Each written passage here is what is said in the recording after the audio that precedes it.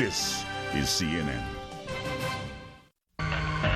Seen in classrooms the world over, this is CNN Newsroom. Tuesday, September 11th, and news about health tops the program. Could a new vaccine mean there's hope on the horizon for AIDS patients? We'll bring you the news in Top Story.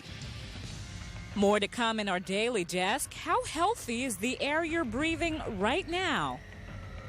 Do you have a nose for business? In Worldview, you'll meet a guy who does. And then Newsroom goes to the races in Chronicle. Welcome to Newsroom, everybody. I'm Michael McManus. And I'm Shelley Walcott. Coming up in headlines today, I'll tell you how the elections in Belarus turned out. But first, our top story with Mike. Okay, thanks, Shelley.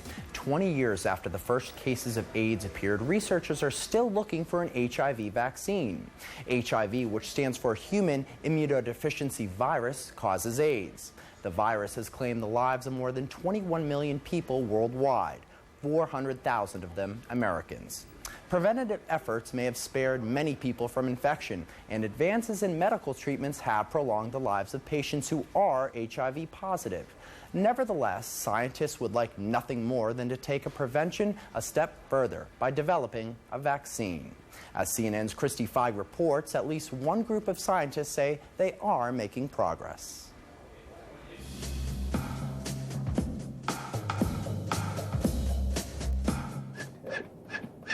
The problem with creating a vaccine for HIV is just when the immune system learns what to target, the virus changes and dodges the immune system. Now, doctors Anthony DeVico and Robert Gallo think they have found a target on HIV that doesn't mutate. If this works in the way we believe it can and the way we're heading, then it would completely block infection. The science goes like this. For HIV to infect a human cell, it needs 2 points of entry. First, a protein on the surface of HIV hooks up with the first point on the human cell. Then the protein shifts, exposing its belly for only about 30 minutes as it prepares to latch onto the second point, causing the infection. It's this belly that's the key. Unlike the rest of the virus that constantly mutates, the belly contains markers that never change. So DeVico and his colleagues have created a vaccine based on the infection process, freezing it before the second point of entry. The vaccine uses the consistent markers exposed on the belly to educate the immune system that HIV is the enemy. When the immune system is exposed to the virus in real life, it sees those markers and knows to kill the virus before infection. All the science lessons aside, it will be several years before human trials. Even so, experts say early studies show this may be the right path to follow. The concept itself is a very interesting concept that certainly deserves very active pursuing. There are already more than 20 other HIV vaccines that use different approaches in various stages of testing. Because of the complexities of this virus, those vaccines may not provide 100% protection. But experts believe even partial protection could slow the global impact of the epidemic. As we said earlier, and as you likely know, there is no cure for AIDS. However, through the 1990s, major increases in HIV infections were prevented through education and targeted programs. However, experts say new strategies are needed to maintain and accelerate the progress. Many medical professionals and volunteers are stepping forward to push research ahead, namely research on vaccinations. But as Christy Feig continues, fear of HIV is deterring many people from getting involved. It was an editorial in the newspaper on an AIDS vaccine trial in Atlanta that caught Steve Epstein's eye. He signed up. I read all the reasons why people weren't signing up, and it really bothered me that people were choosing not to participate in the study for fear that they were going to get HIV. As AIDS vaccines move through the pipeline, it will take thousands of volunteers before researchers can be sure they have an effective vaccine. But when it comes to HIV, people have concerns other diseases don't raise. The biggest fear, experts say, is that you can get HIV from the vaccine. The vaccines do not contain HIV. They cannot give anyone HIV. No one can get AIDS from these vaccines. Mark, who asked not to share his last name, didn't have any hesitations about signing up in Washington, D.C. I felt a little bit of pride in myself and what I'm doing, but it's also nice to know that I'm helping out a much larger global community with my efforts. In any vaccine trial, some volunteers must be exposed to disease so researchers can know if the vaccine works. This is, of course, our 6-month checkup. In this case, researchers choose people who would be exposed to HIV normally by their lifestyle, then counsel them as much as possible to continue using protection. The goal is to keep participants from relying on a vaccine they may not have been given. You have to realize that a third of the people are getting a placebo, and even if you aren't getting the placebo, they have no idea exactly what level of protection you might be getting. The researchers still don't have all the volunteers they need, and that makes them cherish even more those they do. I think sometimes, too, about the word hero and how, to me, it's an ordinary person in an extraordinary situation who does what needs to be done. And our volunteers are heroes. Christy Feig, CNN, Washington. I'll have more from the health front later in our Desk Extra. Learn how some people are using an ancient practice to fight serious illness. For now, here's Shelley with an international political headline. Thanks, Mike. Well, according to official figures, Alexander Lukashenko appears to have won the Belarus presidential election with almost 76% of the vote. Turnout was very high for the man nicknamed Father, but not without its problems. Ryan Chilcote reports from Belarus on both the election and the controversy surrounding the aftermath. President Alexander Lukashenko broke out the wine with journalists and, wasting no time, congratulated the people of Belarus on what he called their victory, just an hour and a half after the polls had closed. "I want to thank the Belarusian people. The people are the winners here," he said. Just a stone's throw away from the president's residence, several thousand members of the opposition to Lukashenko gathered at October Square. This is not their victory, they said. Lukashenko is always trying to muffle our voices, this student says. We want to be heard. That's why we're here making noise.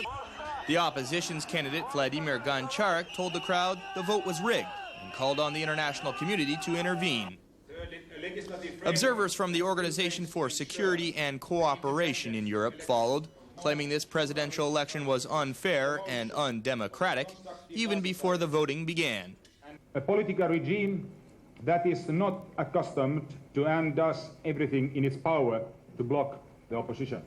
Then the observers said they would recommend a new policy to their member states. The international community, they said, should engage Belarus and not isolate it as it has for the last 5 years under President Alexander Lukashenko's rule. The observers said that isolation only hurts the people of Belarus and won't facilitate building a democracy. And while the door to the west was closed, it was always open to the east. In political terms, Belarus continues to enjoy the confidence of the Russian Federation and of other CIS countries, which became also visible in the reaction of these countries to the election results. Russian President Vladimir Putin was the first to congratulate President Lukashenko by phone. During his campaign, Lukashenko warned voters the West is preparing to unseat him, like it did, he said, with Slobodan Milosevic in Yugoslavia. That won't fly here, he said. This isn't Yugoslavia where 100,000 people can take to the streets and create havoc. We're watching each one of the opposition members, and they know it, the president said. The man they called the father here is president for another 5 years. Ryan Chilcote, CNN, Minsk, Belarus.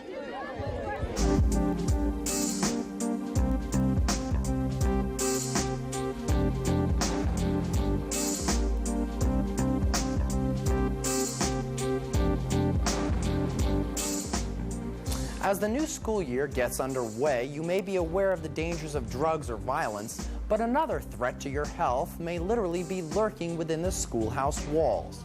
Air pollution. Roughly half of U.S. schools have polluted air. Levels of these indoor pollutants may be 2 to 5 times and sometimes more than 100 times higher than those of outdoor pollutants. Kathleen Coate tells us what's being done about the problem.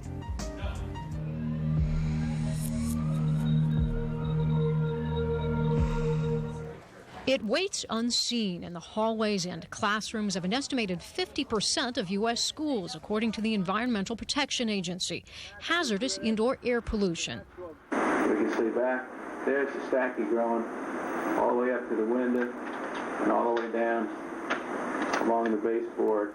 Moisture levels in the Chicago school were so high that potentially harmful mold was found growing in the walls and ceilings. There's a real good batch of Stachybotrys. A lot of the equipment from the original design was deteriorated, it was rusted, and there was concern that it was a source of mold contamination in the facility. In Maryland, officials found moisture, which can lead to mold and fungus, responsible for poor air quality at Kensington Parkwood Elementary School. And that's where you can see there was old signs of the moisture where that was condensating on those surfaces. Repairs included replacing the heating and cooling system and adding 23 dehumidifiers. We now have an indoor air quality preventive maintenance team that goes through each and every school. We currently have the program that started about a year and a half ago. We've been through over 35 schools. Going through each school is critical since officials warn poor air quality can affect the health of everyone inside. We see more students in the health room. We see more staff not feeling good. At highest risk, according to the EPA, children with asthma, like 11-year-old Bruce Johnson of Washington, D.C., though the American Lung Association says it is tricky to know which symptoms are caused by bad air quality. My chest, it got really tight, and I went to my teacher and just take my asthma medicine.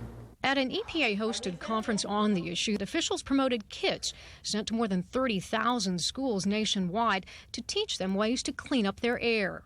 Instituting proper kinds of operation and maintenance schedules, even things as simple as changing air filters on a frequent basis, they can prevent themselves from winding up with serious problems later on, which will be very costly. There are no state or federal laws regulating school air quality. Health experts insist investing in repairs will not only improve students' health, but their ability to learn. Kathleen Koch for CNN Washington. In today's Health Desk Extra, another possible remedy for asthma and other ailments: yoga. Yoga is a spiritual practice developed in India about 5,000 years ago. People who practice it say the different postures, breathing exercises, and meditation makes for a healthier mind, body, and spirit. And studies also show yoga helps, among other things, arthritis, depression, and headaches. There is even another form of yoga exploring the benefits to those suffering from life-threatening illnesses. CNN Student Bureau's Julie Smith reports. They slip off their shoes and slip away from their stress with yoga. But these people are here for more than an escape from the usual anxieties. This is an immune yoga class, and these students face life-threatening illnesses. 14 years ago, Brad Fenwick was told he was HIV positive. He joined this class 3 years ago. Other people have been a great asset to doing yoga. It's sharing, it's participating with other people, and being able to be myself, to be a person who's HIV positive in a room with people who understand where I'm coming from, and that's very critical. No one expects these yoga classes to cure their diseases, but they do believe it is improving the quality of their living. Julie Smith, CNN Student Bureau, Atlanta.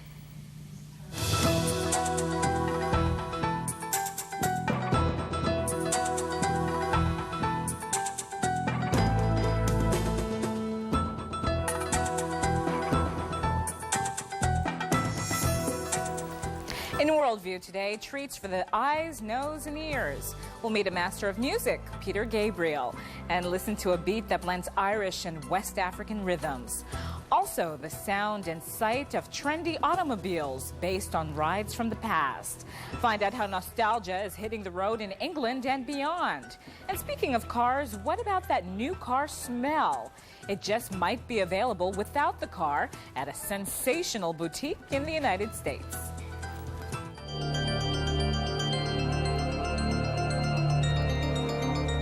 There are good smells and bad smells, strong smells and faint smells.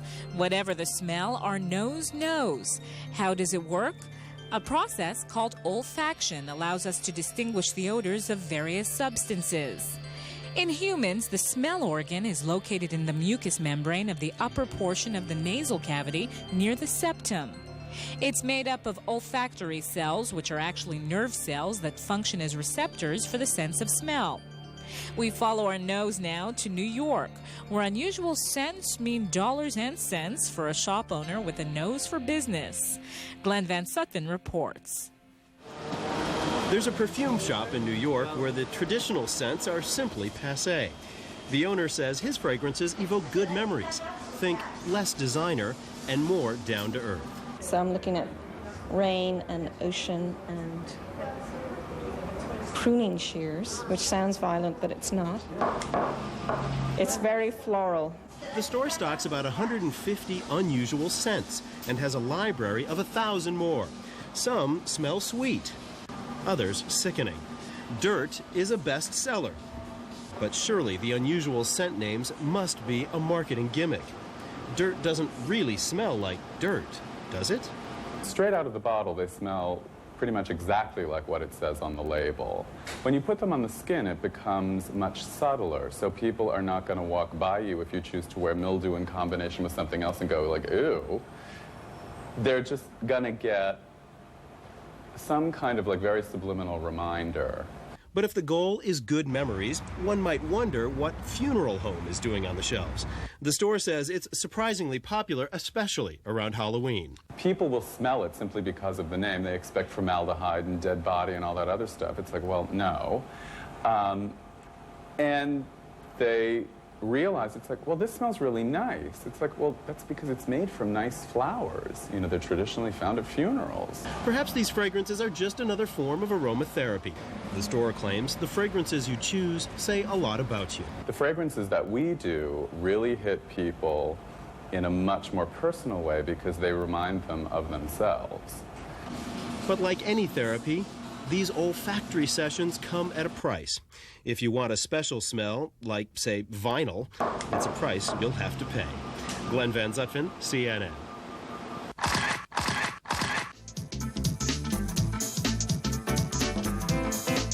When music historians of the future look back on the 20th and 21st century, the name Peter Gabriel is sure to be on their study list. That's because this native Brit has been a major influence on rock culture.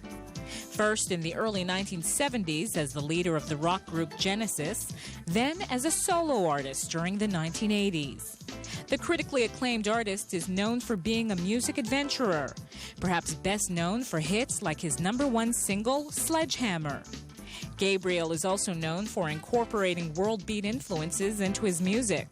For his latest project, Gabriel lends his voice to music that combines the traditional sounds of West Africa with Celtic, traditional Irish music. Jody Ross tagged along on Gabriel's musical journey. This is the latest music video from Peter Gabriel, but don't blink or you might miss him. That's because the song When You're Falling is actually by the Afro-Celt Sound System, a 10-member band offering a fusion of West African and Irish music. Did you think it was a good idea, Peter, when you heard it? Yeah, it was known as sort of Simon's crazy Afro-Celtic project for a while. But, was it? You didn't tell me that. No, but we loved it.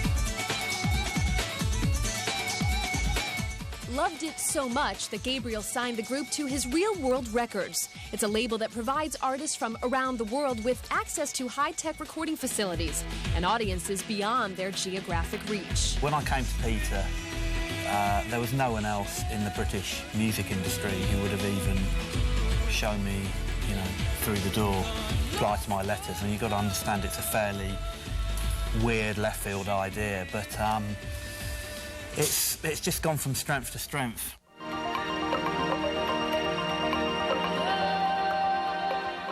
The latest album from the Afro-Celts is Volume 3, Further in Time. What's now happening with the Afro-Celts is we're going out and we're doing European rock festivals and we're embracing a new generation of kids that are coming along to hear rock music, and they see Nafali walk on stage with his kora and Musa with his talking drum, and they're not strangers.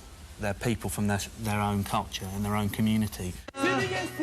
Gabriel is making a guest appearance on the record, although the exact reason why is up for debate. No, I really like the track.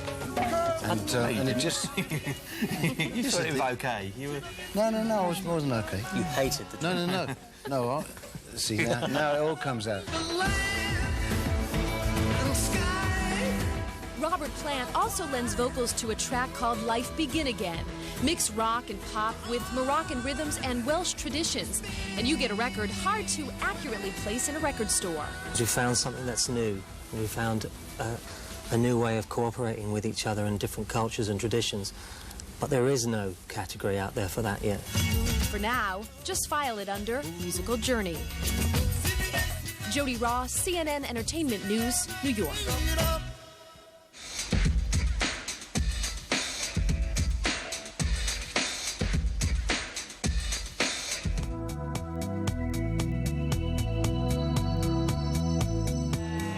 Auto manufacturing has come a long way since 1908, when Henry Ford invented what has become the modern-day automobile. Prior to Ford's Model T, only the rich could afford to own and operate motor cars. But Ford thought that if he could simplify the auto manufacturing process by making only a couple of basic models with inexpensive parts, more people could actually afford to own cars. He was right. Model T revolutionized auto manufacturing in the U.S., has made car ownership more accessible for everyone. Since Henry Ford's time 100 years ago, a number of advances have been made in the auto industry. Cars are even easier to produce, for one thing. They are also bigger, faster, safer, and more aerodynamic. Recently, however, car companies have been taking a look back. It seems they are using nostalgia to attract older customers and distinctiveness to attract younger ones. Tom Bogdanovich explains. Are these the 50s, the 60s, or is this the 21st century? The recent rash of retro runabouts could well confuse the time traveller. The Mini, the Beetle, the T-Bird and the PT Cruiser are all vying for attention. Car makers have discovered that nostalgia sells. The latest incarnation of the classic Ford Thunderbird is already sold out through the first year of production. Its revival makes grown Ford executives teary with memories. I remember the first time I saw one. It was 1959. I was about 5 years old, and my father brought it home for my oldest sister to take to her prom. And it had the top down, and the first time I saw it, I just fell in love with it because there was a spirit about it. And why did we bring it back? To kind of rekindle that spirit of the Ford brand. In the era of look-alike cars, several big automakers are drawing on their heritage for brand character. Volkswagen's Beetle was the car that set the nostalgia trend into serious motion. Desperate to revive flagging US sales, VW brought back the most popular car ever made, the Beetle, in a new guise. The initial plan was to produce 100,000 units a year, 50,000 for the US market and 50,000 for the rest of the world. After the Beetle had been in production a few months, it was apparent that production had to be increased, and through additional shifts was put up to 150,000, a level at which it's currently running. That's less than a tenth of the production of the mainstream Golf. But VW never intended the new Beetle to sell millions. Volkswagen says it doesn't really matter whether the new Beetle is a high-volume seller or not. What's important is that it gets the customers into the showrooms. Cars like the Beetle and BMW's new Mini aren't even priced to sell in droves like their predecessors. They're premium-priced and upmarket. It's hard to tell how durable the new old cars will be. I think modern cars all look the same. Quite a lot of them look very similar. So, yeah, it makes a nice change. I think it's a bad thing because we're relying on the past instead of moving forward. While the nostalgia wave may wane, offbeat car models may be here to stay. They may not be big earners, but they pay off as attention grabbers. Tom Bogdanovich, CNN Financial News, London.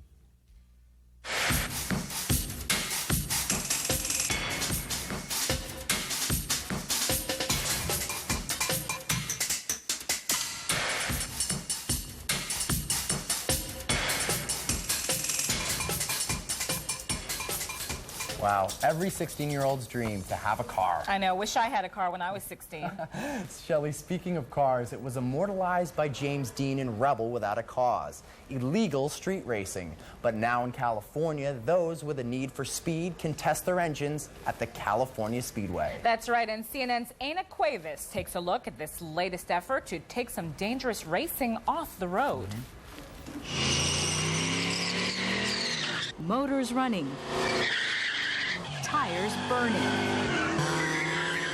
A new outlet that for $10 lets anybody with a need for speed see how fast they can go. The only thing needed is a valid California driver's license, registration, insurance, and if they're under 18, a parent's consent. Every driver must sign a waiver releasing the organizers of any liability. This new track is 1/4 of a mile long, allowing drivers to reach higher speeds. Some cars here have been going over 100 miles an hour. 532 will be your number. 22-year-old Tyler Ives drove 2 hours from San Diego to test his brand new 2002 Subaru, this time legally. You're not going to have to worry about the cops, because that's a definite threat every time you go out there on the street. After getting his car professionally inspected, Tyler is ready to race. His competition, an officer of the California Highway Patrol. This time, Tyler outruns the police. I haven't lost because I've got to talk to a lot of people, and hopefully they understand this is a place to race and not out on the street. Illegal street racing is what organizers of this program are trying to prevent. And although there are no national statistics on the number of accidents resulting from illegal racing, many law enforcement agents say it happens all too frequently. Not only do they kill themselves, but they kill innocent people who have no part in the street race or no knowledge that it's even going on. This kind of racing has been popular with teens, immortalized in movies like 1955's Rebel Without a Cause. More recently, LA police say they issued nearly 500 citations the weekend the street racing movie The Fast and the Furious came out. Organizers say their #1 goal is getting racers off the streets. These are teenagers and people that really want to drive fast. It's because they don't have an outlet, and we have the ability to provide the outlet. An outlet Tyler says he'll be taking full advantage of. As long as there's petroleum and cars, and I'll be doing it for the rest of my life. Ana Cuevas, CNN, Fontana, California. Well, tomorrow on the show, we're taking care of business. Yep. We'll actually tell you how one little penny can make a big difference on Wall Street. Plus, in Worldview, we'll feature a story for all you lefties out there. That's right, so you can look forward to that. That wraps up today's show. See you tomorrow. Bye-bye.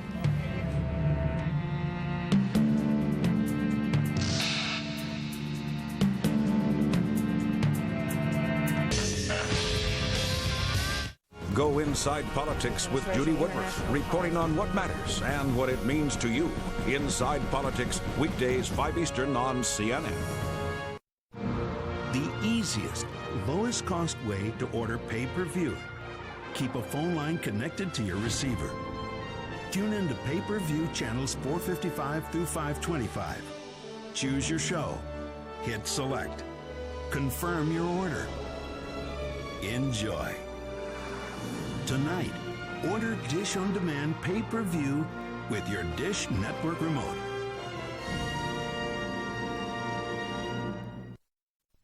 What do you need for an Orlando vacation? I would take 10 pizzas, a 100-foot beach ball, and my silly little brother. Anything else? Oh yeah, Orlando Magic Card.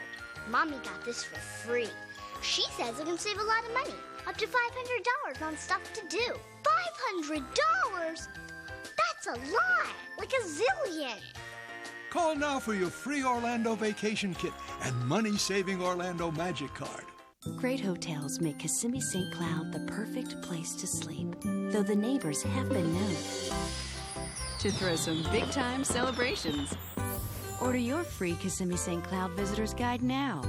It's filled with valuable coupons, maps, and everything you'd ever want to know about hotels, attractions, and more. Call now. It's free. Kissimmee St. Cloud, right next door to the Walt Disney World Resort. This remote control is my mom and dad's magic wand. It contacts Life Alert for help 24 hours a day, even when they cannot reach a phone. I'm having a heart attack. We're summoning the paramedics and your doctor, Mr. Perkins. Help is on the way. With Life Alert, my parents are never alone. Call to get free details by mail. Help your parents to maintain their independent living. Call now for free information about